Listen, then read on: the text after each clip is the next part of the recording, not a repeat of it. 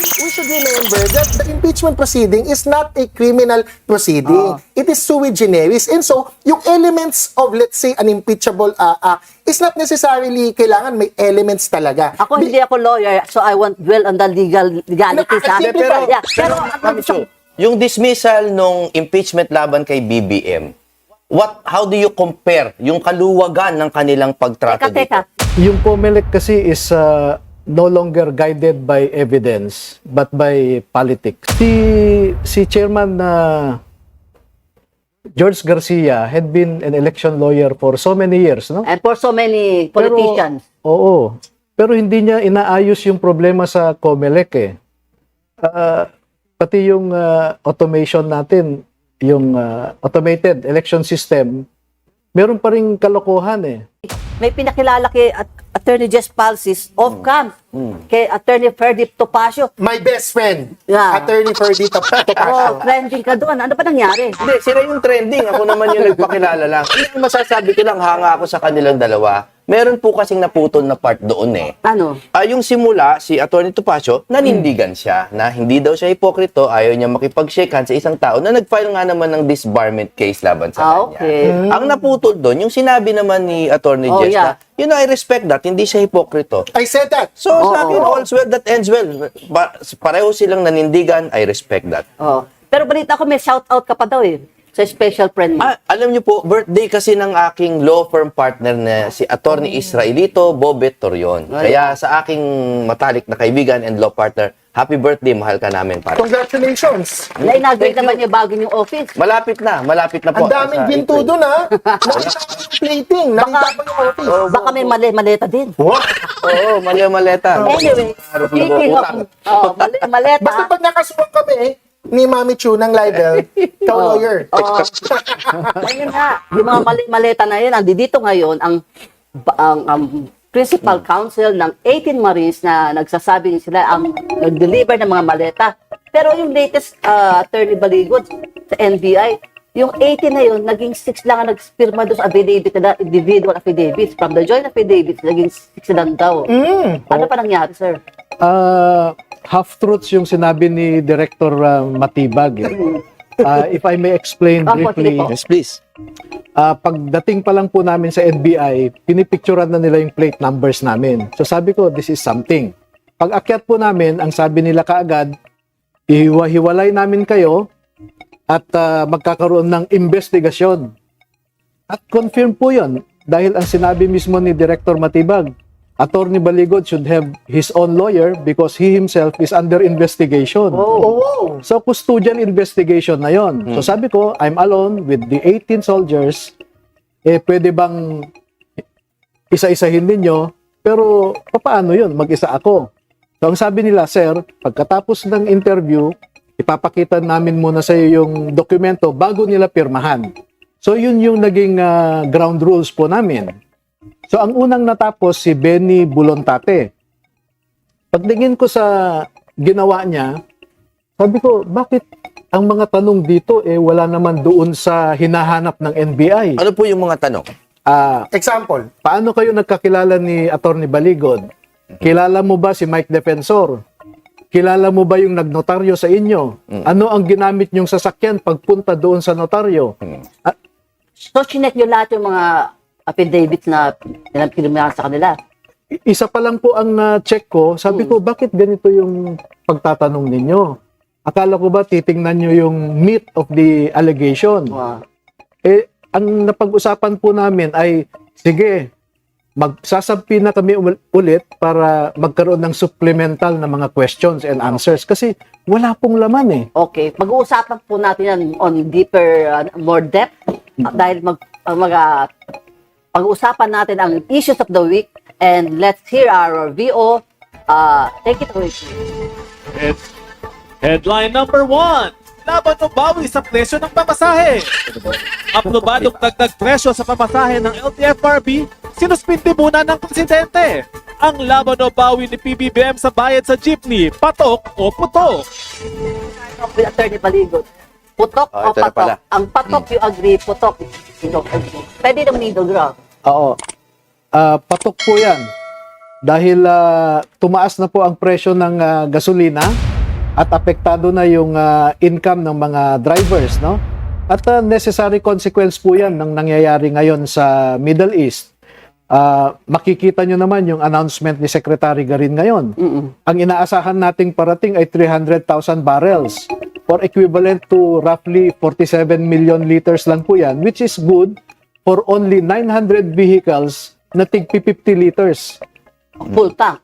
Pag full tank po. Kung kaya na bayaran, kasi next week daw, expected 130 pesos per liter ang increase Oo, next week. in Metro Manila alone, we have 4 million vehicles. Eh, paano yan? Eh, mas marami yung mga transport na kailangan, public transport. Eh, ang mga mayayaman, mostly SUV, mga diesel. Opo. So yun nga, ang public utility vehicles, mga tao lang din, ordinaryong mamamayan. So, pareho po ang masasaktan. Okay, Attorney Jimmy muna.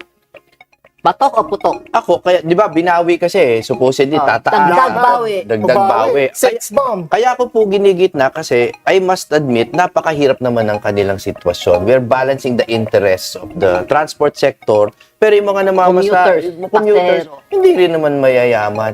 So I think we should be looking at broader solutions. Ako talaga, straight to the point, tanggalin muna yung VAT. Ako, agree ako doon.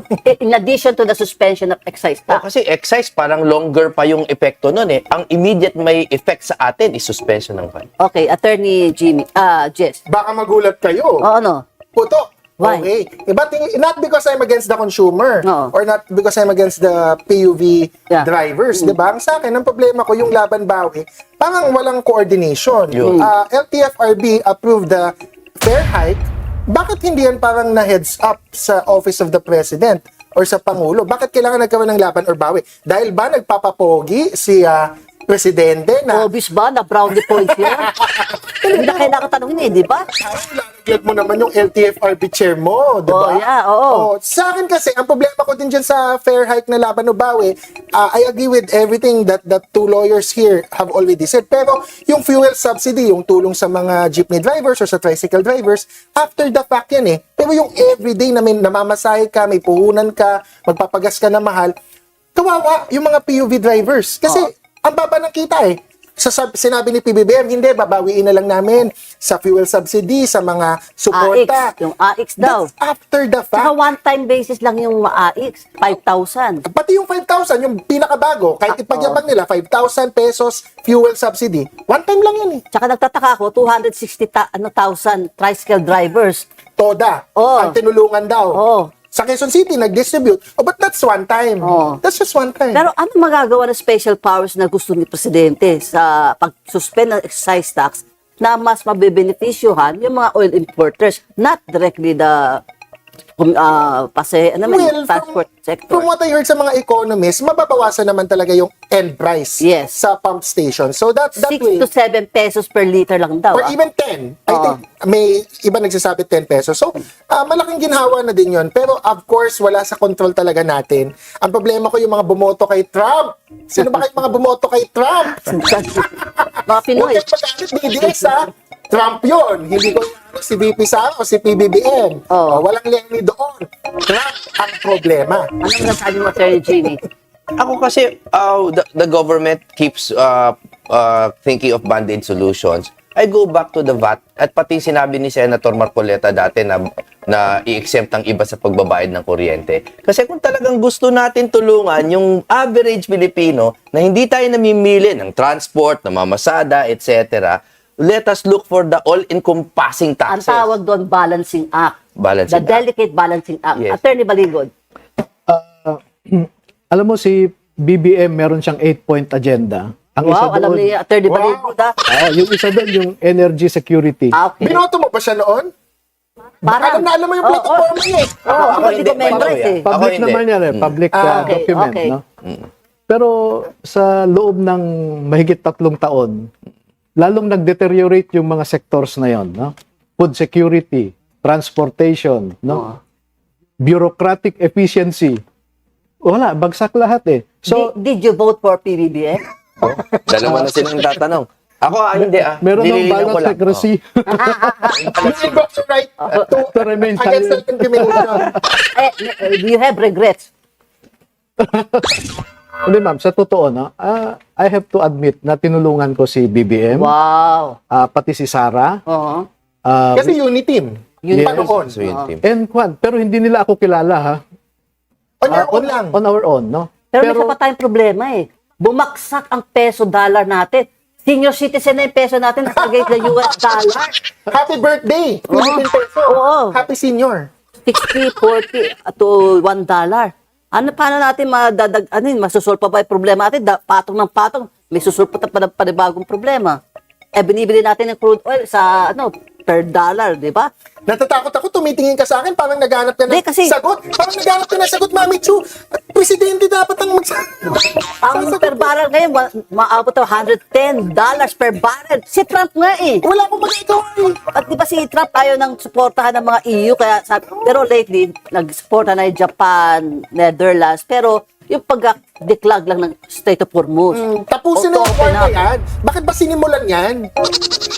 Meron trending na comment ngayon na habang may crisis dahil sa gera, impeachment pa rin ang inuulit Yan. na ng Kongreso. Tama. Do you find this valid, Attorney Balindo? Yun nga po, masyadong politika ang tinututukan ng ating lehislatura. Hindi yung kailangan talaga ng ating bansa. Tingnan nyo po yung ekonomiya natin ngayon. GDP is going down, unemployment rate is going up, yung consumer confidence index is going down. Balik-balik tayo dyan eh. GDP declining, ang inflation rate tumataas, ang unemployment tumataas, presyo tumataas. Yung inflation rate po natin medyo artificial na stable eh. Yeah. Bakit po? Dahil yung mga consumers ngayon, they hold on to their cash. Yeah. Correct. Huwag tayong bumili masyado kasi baka kailanganin natin next month, So they hold on to their cash kaya yung supply demand, no? Yung money supply nagbabalanse. din, oo. Pero artificial 'yon. May isa pa akong pangano sa inyo kasi ang Department of Budget and Management, in-announce kanina, they have 164 billion surplus.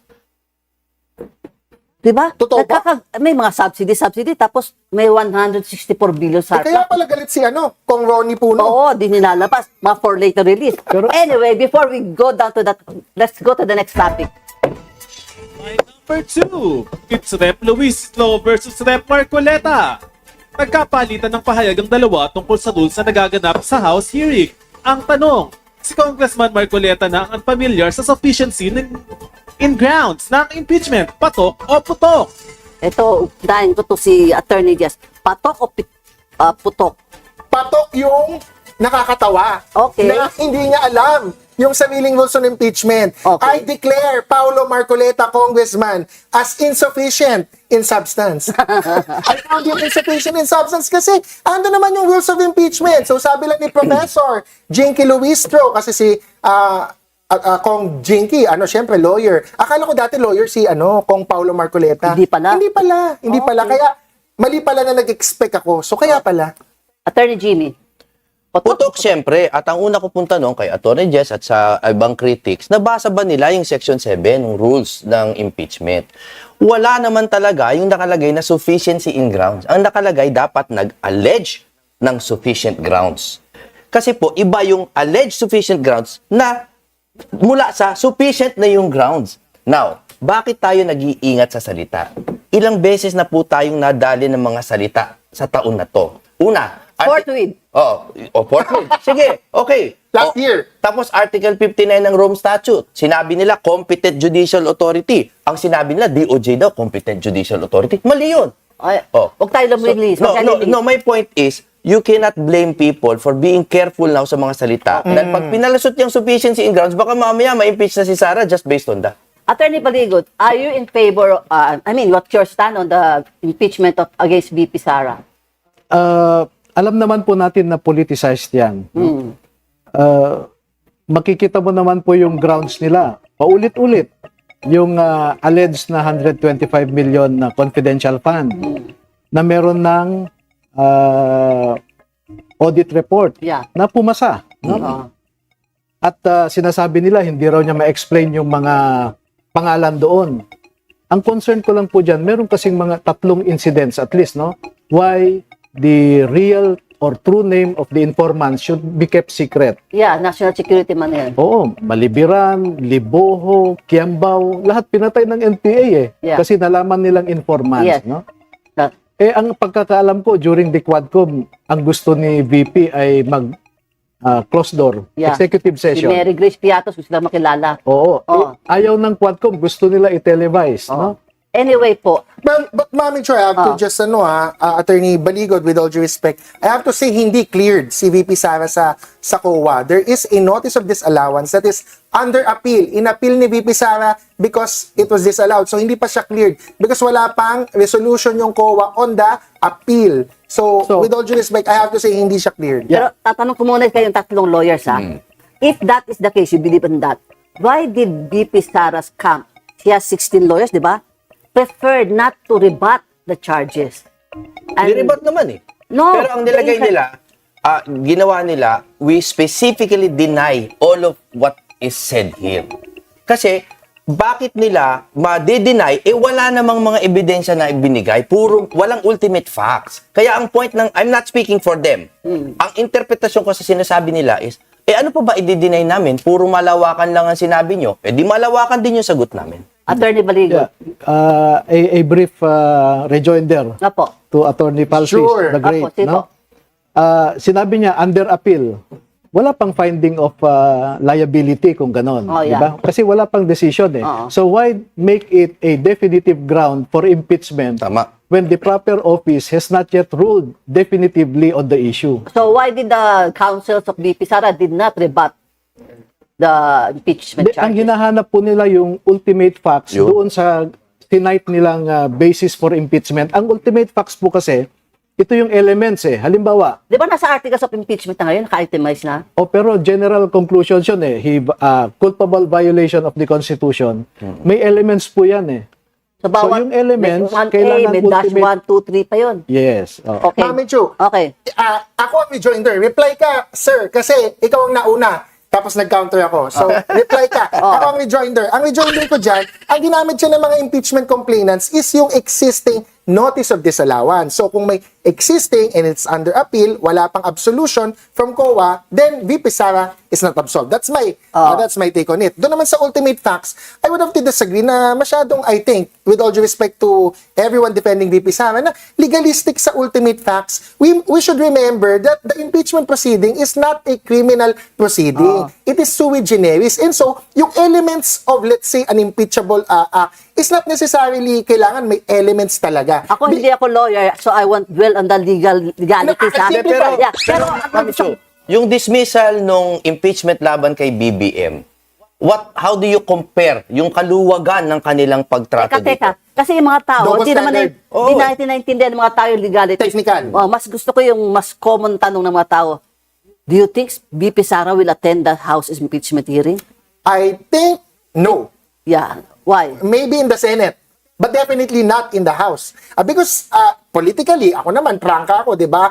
And kahit ayoko kay VP Sara, I would admit, hostile ang Congress. Ano implications? Why would you go into the Lions Den? Ano implications yun sa kanya? Nothing, because she can, tama naman yung answer, I think, if you say, Mami Chu, na a non-answer, Oo. yung final niyang answer, I think that's proper actually, strategically, because she doesn't have to reveal all her cards Oh. sa House. Hindi pa naman yun ng Because Senate trial. Yes, the trial proper is in the Senate. She can keep her cards close. Sabi mo nga, yung sa House, mini trial lang. Mini trial lang. Okay.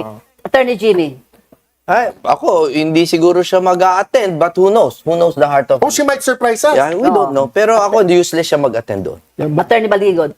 Hindi ako makapag-comment kung darating o hindi. Pero it was received already by the OBP, but no clear signs if she will. Hula lang, sir. Attend o hindi? mag-a-attend. Wow! Wow, Iba. Okay, on that note, let's go to the next topic. Headline number 3. Senator Marcoleta lusot. Campaign donors not. Safe na si Senator Marcoleta sa issue sa kanyang sose. Pero sina Atty. Mike Defensor at iba pa, hinahabol pa. Ang di umanong double standard sa ito, patok o putok. Attorney Jess, great natin last week si Mike Defensor. Kawawa naman si Mike. Meron pala, no? Oo. Na ganun. Ano, patok o putok? Ay, I will have to defend Mike Defensor here. Wow. Talagang kaalyado ako ni Mike Defensor. Quezon City. Putok na putok. Pangit na pangit yung desisyon ng COMELEC.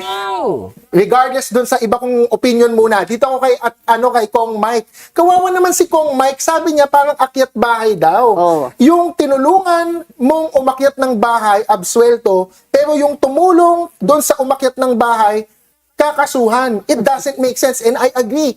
Yung tumanggap ng donation, hindi kakasuhan. Yung nagbigay ng donation, yun pa yung kakasuhan.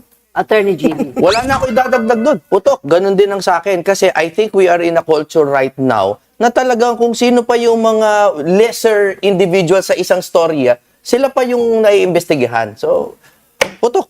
Alam mo, Attorney Baligot, hindi ka election lawyer, pero I will ask you, do you think itong COMELEC acted too swiftly or too slowly on this case? Or too calculated? Ma'am, yan ang problem. By the way, I practice election law for 3 really? elections. No? Wow. That's Awesome. why I was with Laila De Lima in some Oh. election cases before. Election no? lawyer si Laila. Who's your biggest election client? No. Or biggest client? Governor. Governors. Okay po. Sige po. Anong sasabi mo sa COMELEC? Yung COMELEC kasi is no longer guided by evidence but by politics. Oh, they're supposed to be independent constitutional body. How can they... But look at the ombudsman. They are all presidential appointees anyway. And may fixed term. So, hindi ka rin believe sa mga fixed term na yon na presidential At- appointees. Si Chairman George Garcia had been an election lawyer for so many years, no? And for so many politicians. Oo. Pero hindi niya inaayos yung problema sa COMELEC eh. Pati yung automation natin, yung automated election system, meron pa ring kalokohan eh. Meron silang queue server na hindi pina-audit ang source code. Pero napakinggan ko si COMELEC Commissioner Bulay na in-interview ni Willard Cheng a while ago. Sabi niya, nag-submit na COMELEC sa 998 pages of the 1985 Omnibus Election Code to amend those. Proposed revisions. Binasa sa Senate Electoral Committee na chaired formerly by Senator Amy Marcos, and it was a Mona Lisa. It just lied there and died there. Naging musikero na rin. Hindi, ito Machu, pagbigyan mo, medyo technical pero sisimplihan ko. Oh. Ang basis kasi ng COMELEC, may sinabi sila na pinawalang bisa na daw ng batas, itong lumang batas, Oh. na pwede sana magpa-liable kay Okay. Senator Marcoleta. Kasi hindi pa kandidato na natanggap yung pera. So, hindi na daw nila pwedeng habulin si Marcoleta Oh, na repeal. Mali. Kasi meron pang hindi mga na-repeal. Meron akong nakita sarili kong research. Kapag gusto, may paraan. Pag ayaw, madaming dahilan. Meron pang Section 98 that requires the true name of the contributor. Pag hindi mo nilagay yung pangalan niya doon blank, hindi yung true name. So, hindi pa lusot si Senator Marcoleta With dito. all due respect to COMELEC, grave abuse of discretion yan. And ang Tweety Bird ko, i-a-appeal yan. Iaangat yan sa Supreme Court because that's a disgusting decision. Okay. Pero may iniimbok Sino din na yung Piñera decision eh. Are you aware of that Piñera decision na sa COMELEC na iniimbok ng COMELEC? Piñera decision, Premature campaigning. premature campaign. Na walang premature campaigning essentially. Yes. Oh. Dahil hindi pa campaign period. Okay. So, let's go to the next topic. Headline number 4. Asset si former Yusek Cabral by freeze order. Aprobado na ng Court of Appeals ang petisyon ng Anti-Money Laundering Council na gawin ito. Para sa inyo, ano ito? Patok o putok? Attorney David Baligo, let's start with you. Patok o putok? Attorney Levy. Sa akin po, patok yan. Kailangang lahat ng ninakaw sa bayan ay mabawi ng bayan. Attorney Jimmy. Patok din, wala tayo dapat nang pinipili sa panahon ngayon, no, na with all due respect sa pamilya na yumaon na nga sila. Pero kailangan i-freeze sila. Secretary Bunuan, kilala po natin yan. Pero kung meron pong hint ng guilt talaga, i-freeze. Attorney Jess. Magulat kayo. Ano lang ako gitna. Oh, bakit, Of sir? course, I support catching or recovering the illegal assets or the ill-gotten wealth. Ang problema ko, sinabi ko na yan nung namatay pa lang si Yusek Cabral. Sabi ko dapat nag-freeze na November or December last year. Bakit ngayon lang? So feeling mo baka na-dissipate na yung... Baka may mga nagalaw na, di ba? Oo. I think parang yun yung balita ko, may nagalaw na. So, sino do you think ang dapat pang ma-freeze ang assets na accused dun sa alleged ghost flood control projects. Naku, Attorney napakarami po dapat pero ang problema, yung gobyerno natin ay pinipili lamang kung sino yung kanilang habulin. No? Bakit laging gobyerno may kasalanan? Kasi na po ang nagpapatakbo ng they implement our laws. Di ba? Bakit tayo private citizens? Pwede man tayo mag-complain na. Kung tayo nababagalan, di tayo mag-initiate. Ma'am, ginawa namin yan, pero tingnan niyo po ang nangyayari ngayon. Nag-file kami sa ombudsman, hindi pa nababasa ng ombudsman yung complaint, meron na siyang conclusion. Halimbawa, sinabi niya, isang litrato doon ay previous administration pa yung Na-tip delivery. lang siya doon. He was tipped off about it. Oo. Speaker Pero Lord Alan, is that true or not? that's false. Hindi pa nga niya na-analyze yung original of the photo. Oh, let's get that clear. Ibig sabihin, ang nasa kanila ay hindi pa original na photo. So they have not seen the metadata on the original photo. Yes, I am sure because Ano nakalagay doon sa original metadata? Anong date? Ng photo? September 17, 2022. Okay, pasok. 2022. Why do you think ombudsman would say that? I don't know. Okay. And I also do not know Let's his basis. dig deeper later. Let's go to the headline number 4.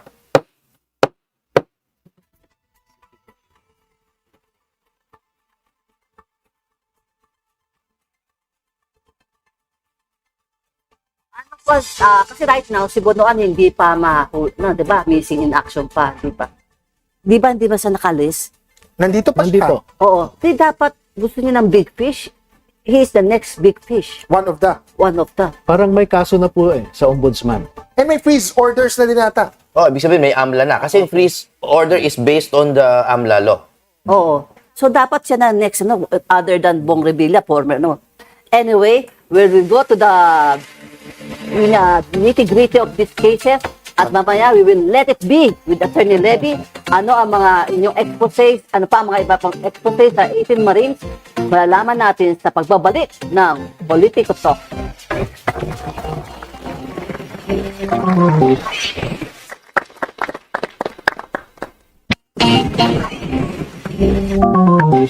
Live na live pa rin po tayo dito sa Politico Talk. Let's resume our talk about that photo.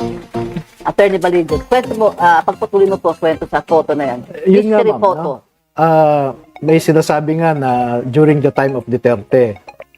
Okay lang, kung time ni Duterte, that Kasi should si Lord be Alan enough Velasco, reason. Speaker. Oo, na ituloy pa rin ang investigation. Pero yung sinasabi niyang past administration pa, mali yun.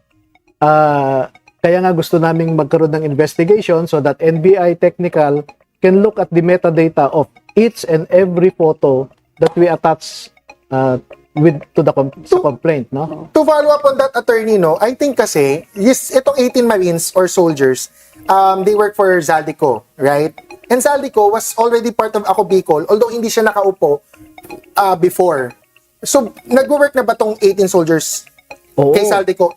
Like, when? Since when? 9 years, ang oldest sa kanila, 9 years na silang nagtatrabaho. So, 2017? Yes. Okay. 2026 minus 9. Okay ako sa math.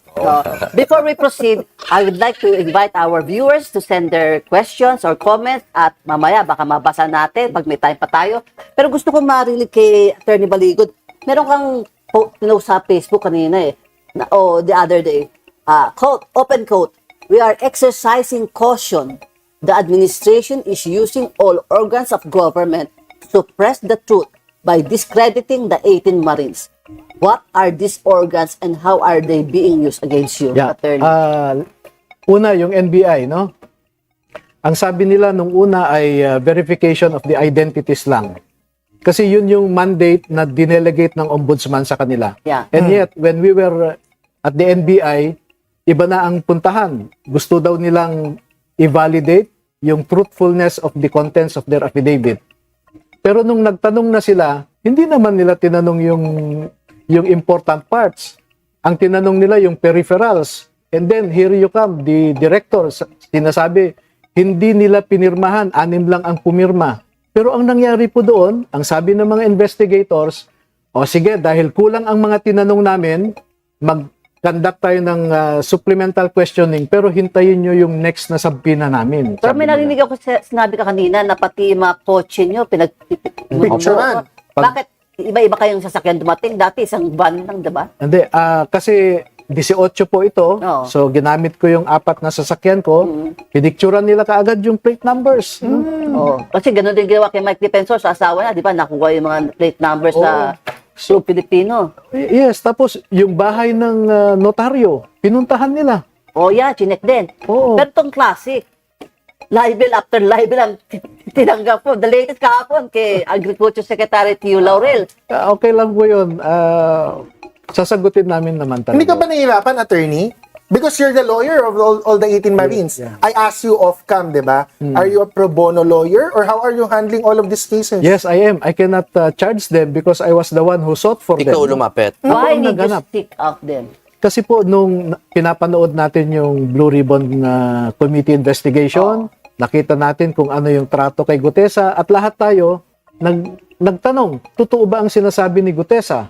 And of course, ang corruption, yung scale ng sinasabi niya ay matindi. So, sabi ko, siguro yung mga kasamahan nito ay makakapagsabi kung totoo o hindi. Pardon me for Hinanap saying ko po this, sila. It is out of the goodness of your heart that you offered your services for free. Yes. All the expenses out of your pocket. Yes. Siguro as para what sa I bayan. did- Yeah, Oo, as para what sa I bayan. did during the PDAP scam. Yeah, I remember that. By the way, attorney, it's now 12 years ago when you handled Ben Harloy. And Ben Harloy dropped you as a lawyer. Doon sa That- 10 billion na pag-usapan doon, 10 billion. Maganda yan. Linawin mo yan. Attorney Levy. Drop you down. May alam ako na. Ben Meron akong Hurloy. alam dyan eh. Kasi The meron main daw, witness. they pinuksos daw sa ibang advocacy. Sabi ni Ben Hard, na nakakonsultate Star niya. witness of Pork Barrel. Yeah, ito.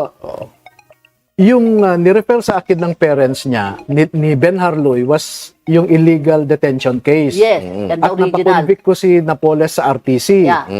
Pero nung na-discover ko yung PDAP scam, ay ako ang naghanap ng iba pang witnesses kasi hindi namin mahanap si Ben Harloy eh. Oh. So I went to Davao, Compostela Valley, Cagayan de Oro, Butuan. There was even one working in Hong Kong. I asked her to come home. In-interview ko lahat sila at nakita ko ito, no? And kasama sina Ben Harloy, sina Sunyas, na kinasuhan ko sa ombudsman. But Kaya ka, bakit mo kasi kinagawa? ganito po, no? I asked Kliyente mo ombudsman to consider them as state witnesses, Okay. so they were dropped from being respondents. Okay. So I cannot lawyer for Ben Harloy and the rest dito sa PDAP scam kasi kinasuhan ko nga sila pagkakaroon ng conflict of In short, interest. hindi ikaw ang abogado ni Ben Yes, Hurloy. because Yun lang I am nga siya eh. I am the private complainant sa Private. PDAP scam. And so he would never drop. He would Hindi never have the drop. opportunity to Yes, drop you because as a lawyer. I am the private complainant in all of these PDAP cases and Ben Harloy was just one of my witnesses. Yeah. But just to go back, Attorney Baligod, to the pro bono, out of the goodness of your heart, of course, madami pa din diyang magtatanong, ha? After watching this, they will say, there's no such thing as free lunch, or si Senator Trillanes, or some others will say, Duterte ang nasa likod mo, or siguro nagpopondo sa'yo. Yeah.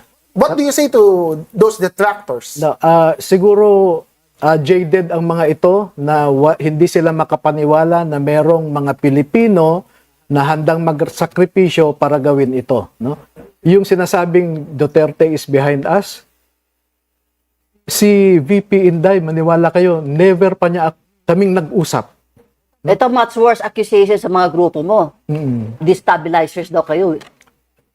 Naku po, Back Sino ba yun? Sino ba yung kayo? Sino ba yung kayo, Mami Chu? Sino ba yung nire-refer nila na...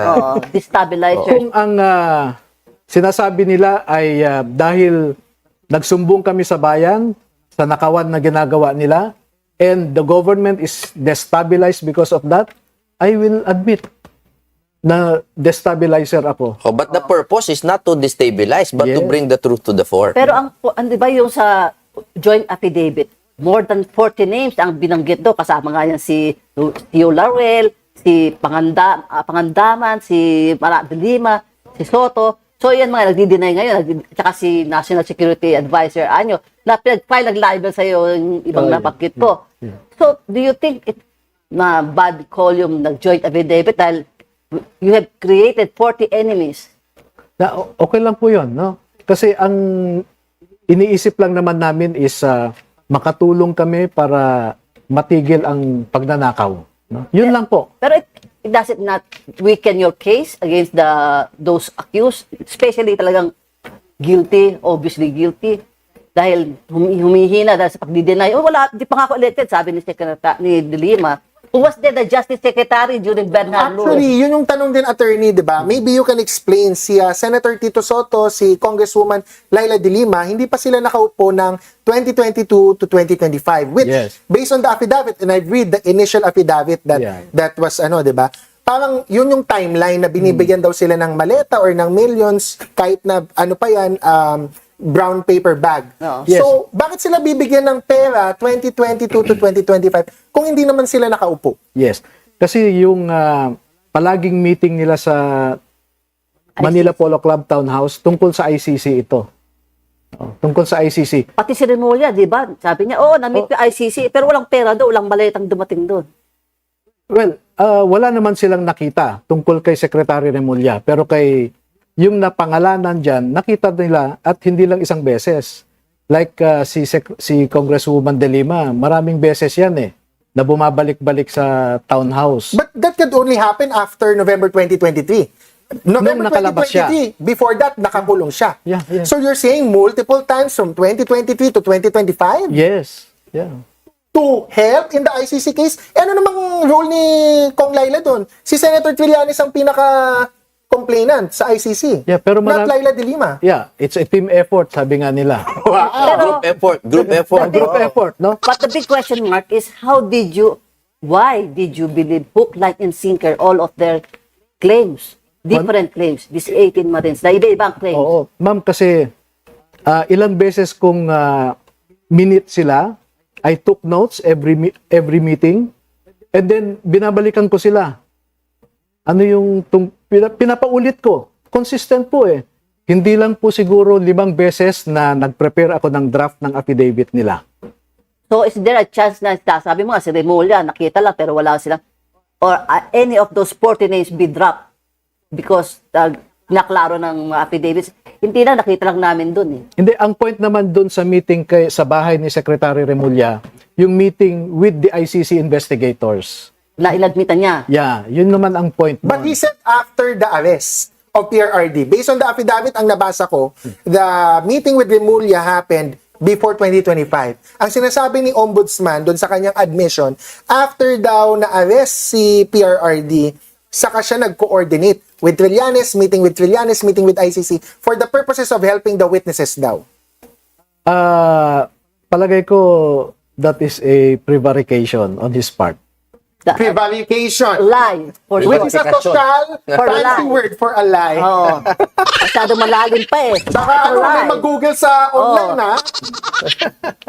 Pero sabi nga ni Mike Defensor last week, guest natin, di ba? It does not mean na maski hindi siya elected pa noon, may binigay, di ba? Sabi ni Mike na... Yan po yung dinidiin ko dati. Hindi naman prerequisite yung nakaupo ka sa kapangyarihan para ka allegedly ma-bribe or whatever. Once a politician, always a politician, ano? Kapag nakaupo ka, may power ka. Kapag umalis ka dyan, may influence ka pa rin. Can you clarify sa ba't si former DBM Secretary Amena Pangandaman na somebody daw saw her personally accepted the luggage of cash? Oo, Doon From sa the- basement 3. Oh, yeah. Siya mismo ang nag-drive. Totoo ba yan?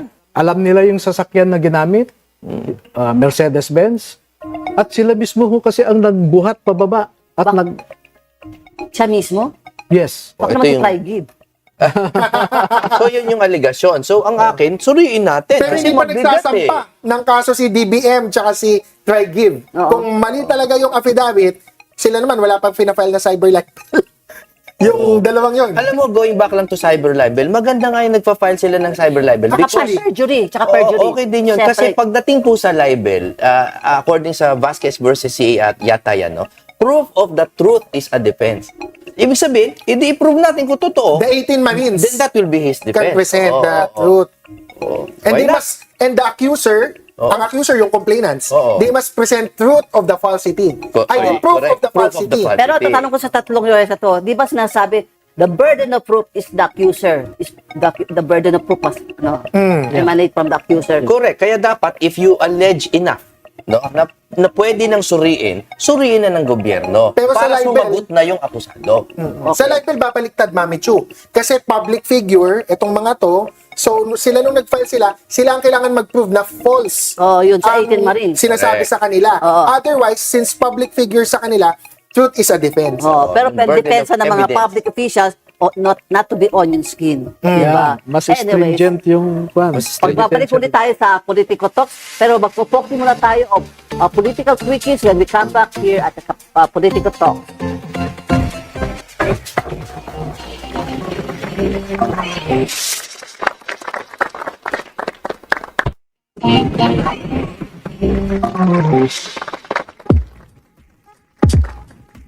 Focus na po tayo, political quickies, ang reaction ng mga comments at tanong ninyo sa ating social media pages.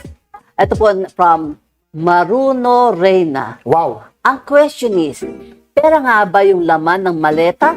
Nakita ba ng 18 Marines na may personal knowledge ba sila? Attorney Levy? Yeah, minsan po kasi ay nakakasama sila sa pagbibilang. Okay. Ang sistema kasi ay dinadala yung mga pera sa Valle Verde Okay. para doon yung collection point eh. Kaya ano yan, Saldico, Valle Verde? Oo. And then pag binibilang ng executive assistants, bundle-bundle, nandun sila. Yung paldo-paldo. Opo. Pero sabi nila, kailangan machine yun. Hindi, bundle na po yan, tigwa 1 million. From the bank, 1 bundled na yan. Gano'ng kalaki daw yung 1 million? Na bundle lang mo tag 1,000. Hindi, and alam, normal na. Anong brand ng maleta, attorney? Iba-iba. At saka kuwan lang ito, mga 1,300 per piece. Meron silang resibo eh, pag bumibili sila. Pati nung maleta, may resibo sila dun sa biniling maleta. Yes, yes. Okay. So, Kasi hindi mga minsan- Rimowa to. Walang mga ganun. Hindi naman. Sabi ni Senator Ping, parang imposible daw, 805 billion na ginaganon daw. May 5 years ka pa bago matapos. May gumawa na ng mathematics yan, di ba? Online, no?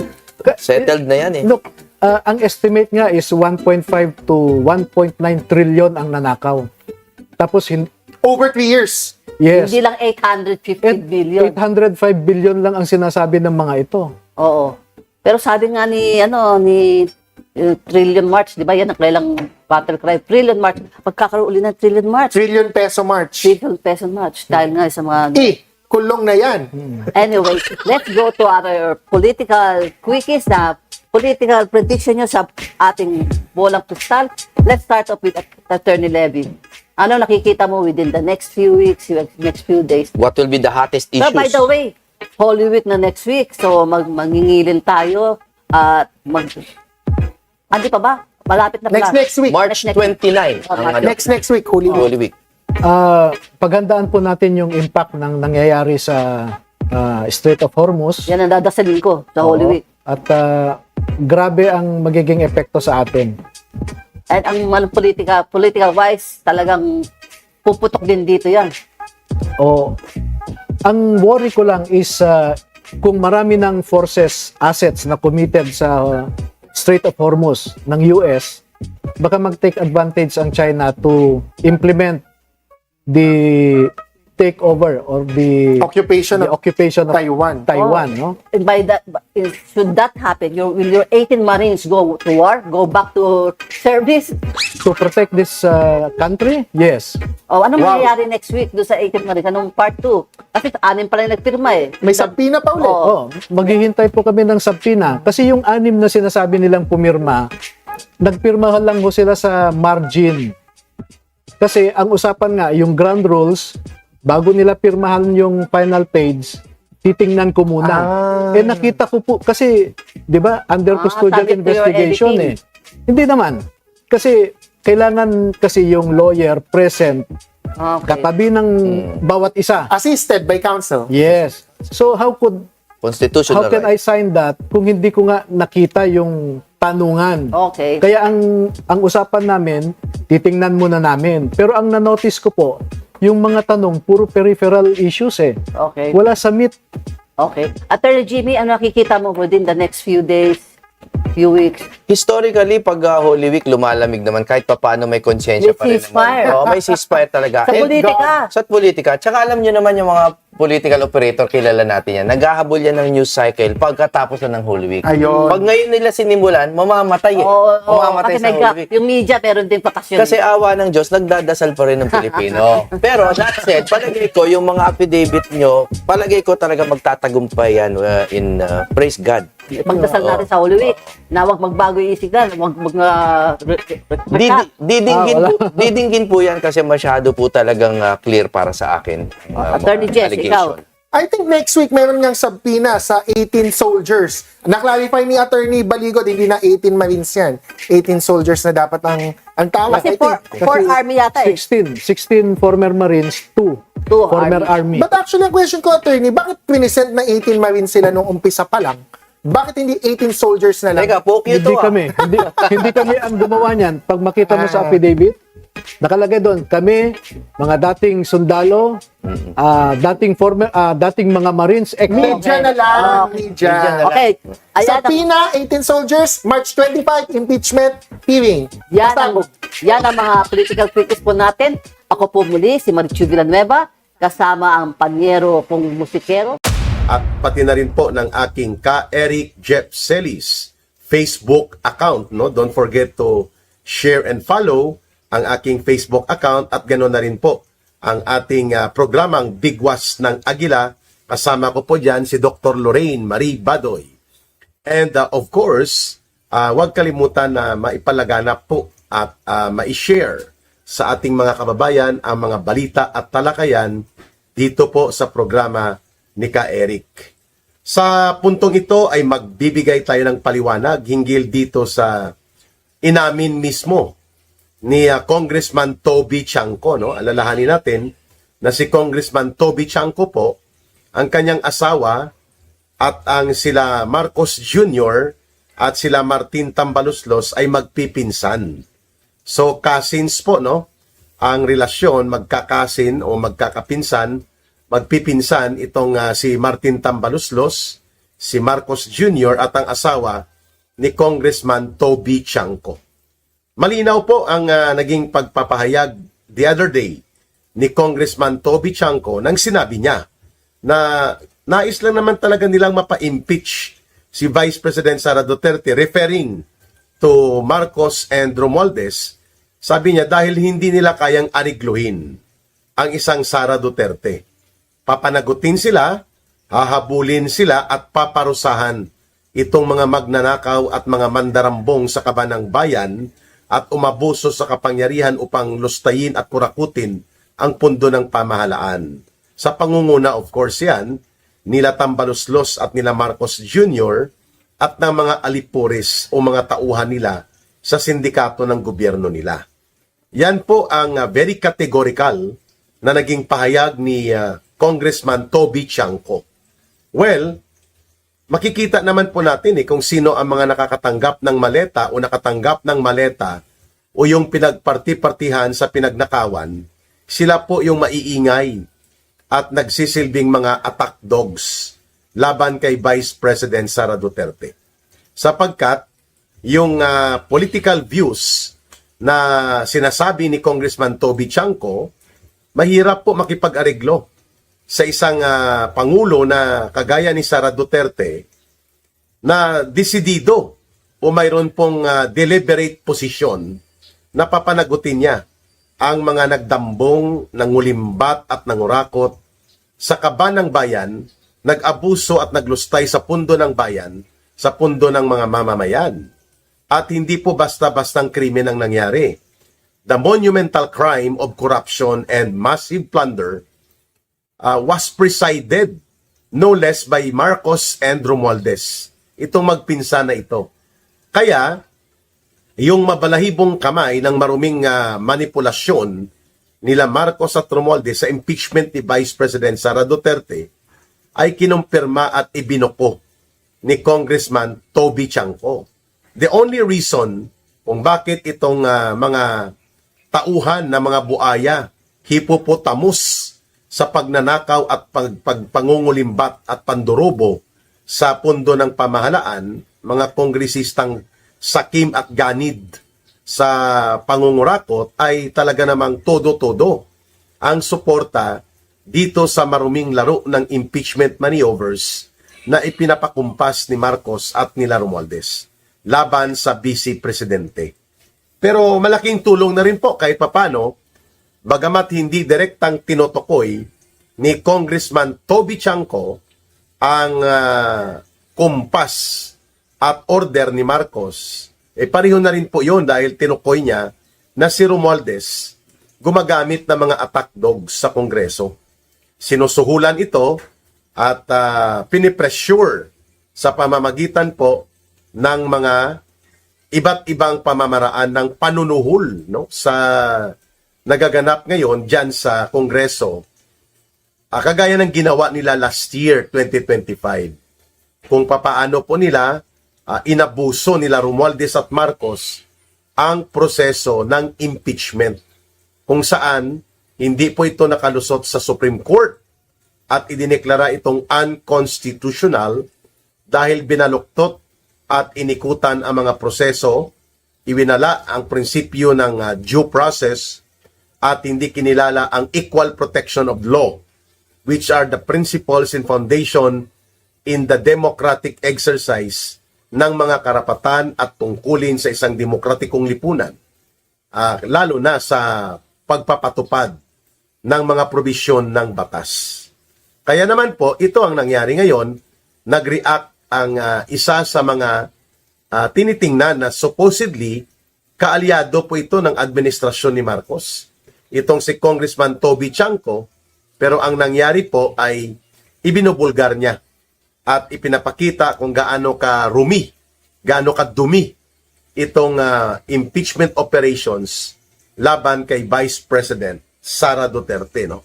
Sa aking background, no, medyo makikita nyo, masakit na ang sikat ng araw, inabutan na po ng sikat ng araw ang ating live, no, or ang ating video talakayan and analysis sa Balita Talakayano, kaya dito na po ang light sa harap ni Ka Eric. Kaya medyo nagre-reflect na rin po sa ating screen ng ating cellphone. Kaya medyo nakaka-distract, no? Pero sige lang, pakinggan nyo lang po si Ka Eric dahil iwan ko kung ililipat natin ang angle, magbabago siya, pareho lang din yata eh. No, mga kababayan, mag-move lang ako ng konti kasi natatanamaan yung screen natin ng ilaw ng pagsikat ng araw, pero tiyagain na lang natin ito kasi nakapagsimula na po tayo. Pangalawa po, mayroon din na panawagan si Congressman Igay Erese na ibunyag na po, mga kababayan, itong tinatawag na mga kabulastugan hinggil po sa paggamit ng Kongreso upang muli na namang umatake sa mga karapatan ni Vice President Sara Duterte.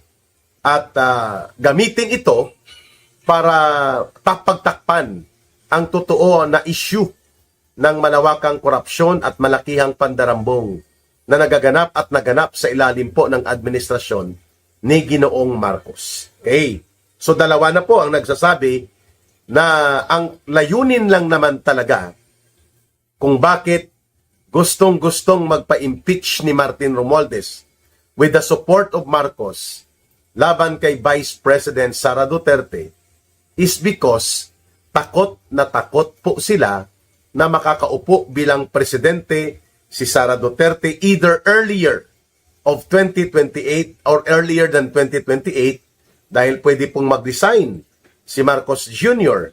due to incapacity, incompetence, or sa kanyang konsyensya na hindi na niya kayang pamunuan pa ang gobyerno, he can resign.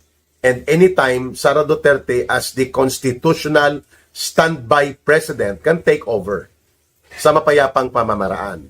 Or, mag-hold the line si Marcos dahil takot na takot nga sila sa isang presidente na Sara Duterte at susubukan po nilang hindi makatakbo si Sara Duterte sa 2028 sa pamamagitan nitong impeachment gimmick nila, or kung hindi ito magtatagumpay hanggang sa Senado, hindi nila makukuha ang vote of 16 senators at the least para ipakonvict ang isang Sara Duterte. So ang gagawin nila ay magbubuo sila ng panibagong kampanya at disenyo kung papaano mapipigilan ang pagiging presidente ni Sara Duterte. And it will take COMELEC, no, para mag-manipulate ng elections in favor sa gustong mangyari nila Martin Tambaloslos at nila Marcos.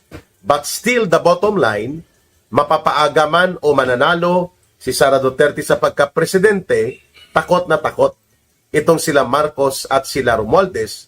The reason na hindi nila kayang mapapayagan ang isang pangyayari na ikakaresulta ng pagkakaroon ng another Duterte at the leadership of the government, kung saan mukhang hindi nila mapipigilan na mananalo pa rin ang isang Sara Duterte bilang magiging Pangulo ng Pilipinas.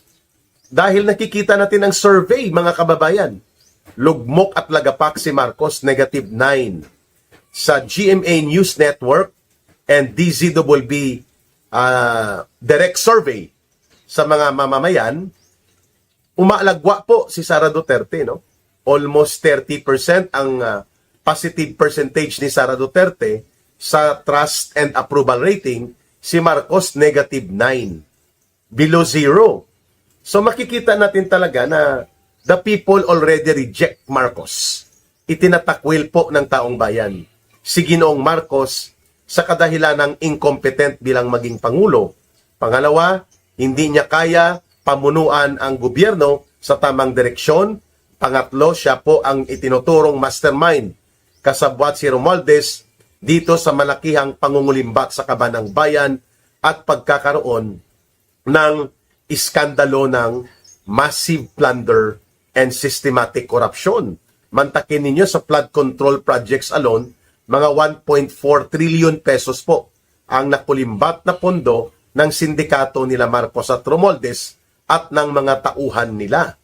Ayon po ito sa salaysay ng mga nakakaalam direkta sa kanilang sindikato na operations, kagaya po ni Ginoong Saldico at ng kanya mga tauhan at iba pang mga testigo.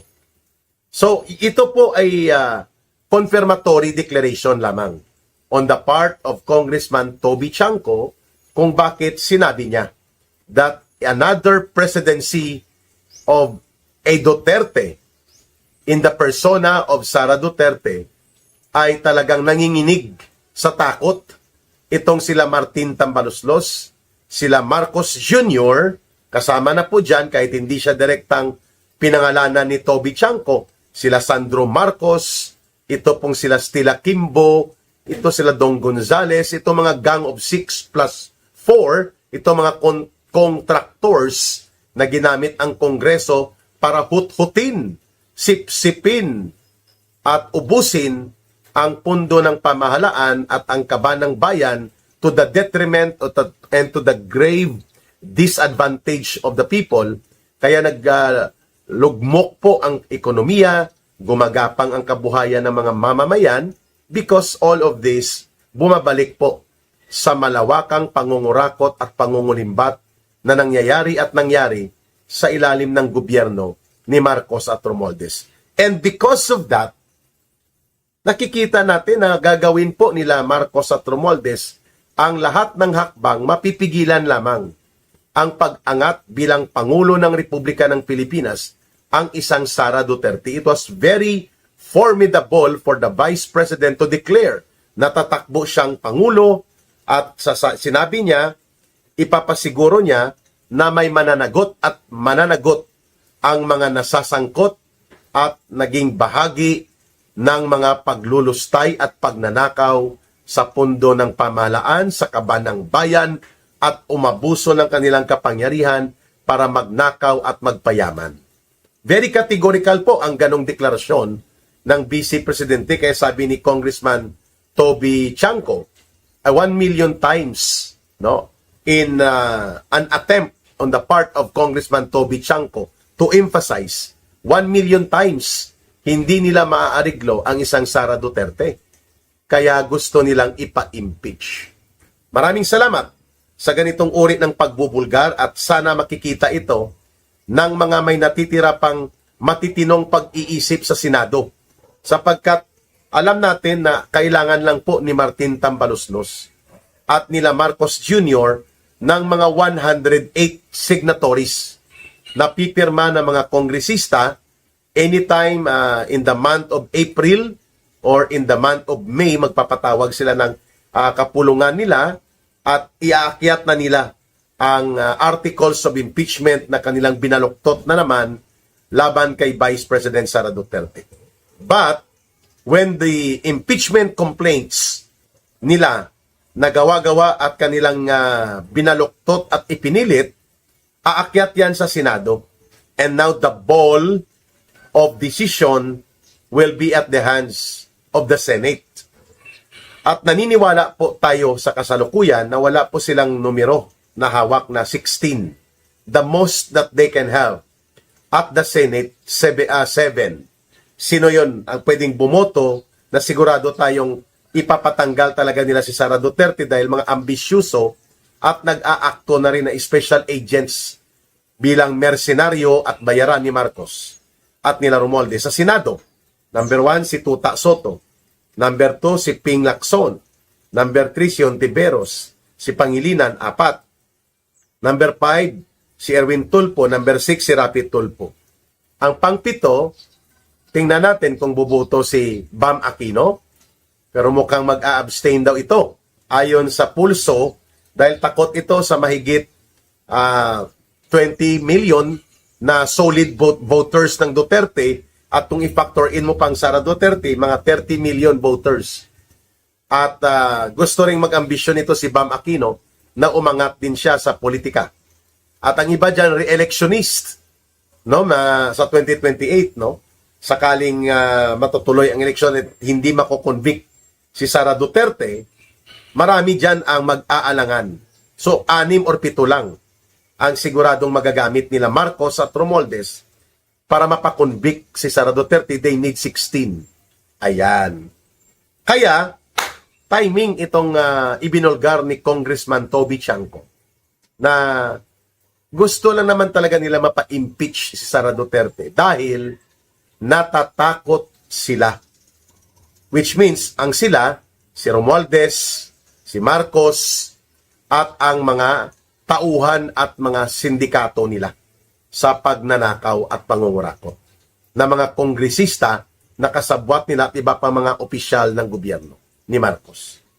So, tama lang na ito ay maibunyag ni Congressman Toby Chanco at sinigundahan ito ni Congressman Igay Erese.